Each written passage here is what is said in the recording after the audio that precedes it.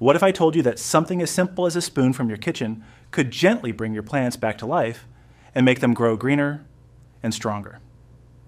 Today I'm going to share an easy natural mixture that many gardeners use when their plants start looking weak, dull, or slow. Let's get started. First, take 1 spoon of wheat flour and add it to 1 cup of water.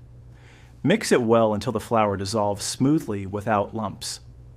Wheat flour contains natural nutrients and a bit of protein that helps improve soil health and supports plant growth.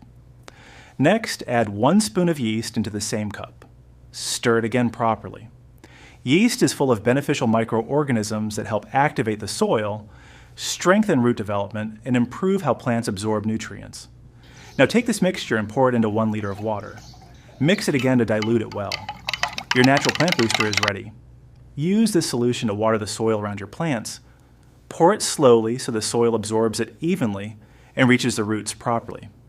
This gentle feeding method helps wake up tired roots, boosts soil activity, and promotes greener, healthier leaves. For best results, use this mixture once every 3 to 4 weeks. Try it on your plants and observe the difference over time.